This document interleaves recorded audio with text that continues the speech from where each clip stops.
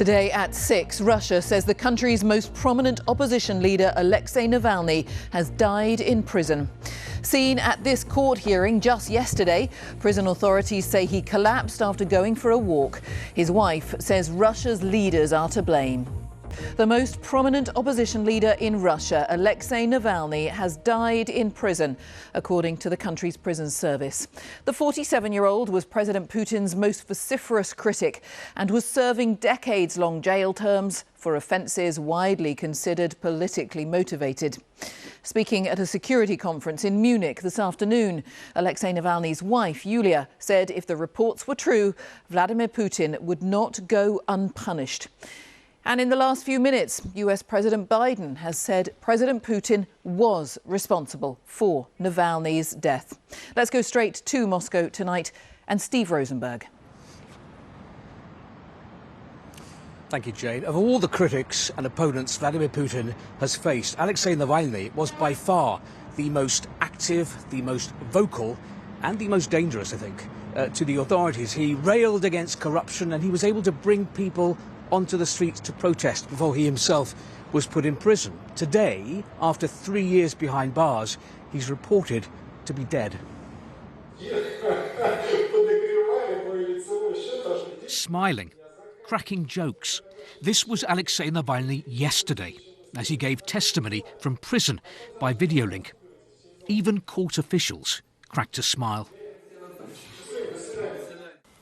Today, Russia's prison service announced that Mr. Navalny was dead, claiming he'd lost consciousness inside this penal colony. Russian TV rarely mentions Alexei Navalny. It read out the prison service statement about his death and moved on to other news. He was Vladimir Putin's most vocal critic, a protest leader, an anti-corruption campaigner who'd long clashed with the Kremlin. I remember this 6 years ago. Alexei Navalny is Russia's most prominent opposition figure and President Putin's most vocal critic. He's been barred from running in the presidential election. He's now being arrested by police. In 2020, in Siberia, he'd been poisoned with a nerve agent and airlifted to Germany for life-saving treatment. He accused the Kremlin of trying to assassinate him. But as a politician, he felt he couldn't stay away from Russia. When he returned the following year, he was arrested on arrival. He'd been in prison ever since, his friends and family fearing for his safety. Just hours after Alexei Navalny was reported dead, his wife Yulia made a dramatic appearance at the Munich security conference. She couldn't confirm his death, but if it's true, I want Putin and his whole entourage, his friends and his government to know that they will be held responsible for everything they've done to our country, to my family and to my husband. And this day will come very soon. President Putin too made an appearance today, meeting industrial workers. He made no mention of Alexei Navalny. Alexei Navalny was one of the most charismatic political figures in Russia in modern times, and the only opposition leader here who appeared capable of bringing large crowds onto the streets to protest against the authorities. And for that reason, the Kremlin saw him as a threat. He knew that by taking on the authorities, he was taking a risk. My message for the situation when I am killed is very simple: not give up. In memory of Russia's most famous prisoner, some here lay flowers. By this simple act, their message: we will not forget. Steve Rosenberg, BBC News, Moscow. Well, there has been international condemnation of today's news.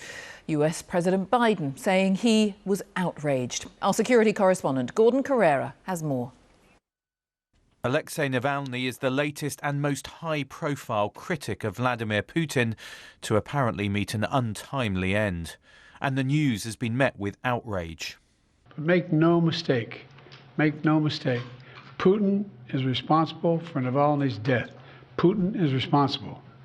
What has happened to Navalny is yet more proof of Putin's brutality. We should be clear about what has happened here. Putin's Russia imprisoned him, trumped up charges against him, poisoned him, sent him to an Arctic penal colony, and now he's tragically died. And we should hold Putin accountable for this, and no one should be in any doubt about the dreadful nature of Putin's regime in Russia. The suspicions around Navalny's death are fuelled by the fate of other Putin critics. Last August, Evgeny Prigozhin died, the mercenary who led an armed mutiny in Russia. He was killed in a plane crash. The Kremlin said it was an accident. In 2015, leading opposition politician Boris Nemtsov was killed, shot on a bridge in the shadow of Red Square. Again, the Kremlin denied any role. And it's not just inside Russia. In 2018, Sergei Skripal, who spied for Britain, was targeted in Salisbury, along with his daughter. Novichok, the same nerve agent once used on Navalny, nearly killed them. And in 2006, there was the death of Alexander Litvinenko, a former intelligence officer and fierce critic of Putin, poisoned with radioactive polonium in London. Since Vladimir Putin gave the order for the invasion of Ukraine 2 years ago, questions have grown about how far Russia's leader is willing to go. This is what Ukraine's president had to say today. Obviously, he was killed by Putin, like thousands of others who have been tormented and tortured because of this one person. Putin does not care who dies, as long as he retains his position, and that is why he must not keep anything. Putin must lose everything. It's not yet clear exactly what happened to Alexei Navalny, but Vladimir Putin's critics seem to know who they hold responsible. Gordon Carrera, BBC News. And let's return to Steve Rosenberg. Steve, where does this leave Vladimir Putin tonight? Interesting question. I mean, we haven't heard from Vladimir Putin today about what's happened. We've heard Western governments demanding consequences for Vladimir Putin because of this, but it's hard to imagine what those consequences could be. Russia is already the most sanctioned country in the world. An arrest warrant has already been issued for Vladimir Putin by the International Criminal Court relating to the war in Ukraine. Domestically, Vladimir Putin looks pretty strong. He's about to secure another 6 years in power, I imagine, next month. His potential challengers and rivals are either in exile or in prison. Mr. Navalny is now dead. Lots of repressive legislation means people are frightened to come out and protest. So in the short term, I think Vladimir Putin looks secure.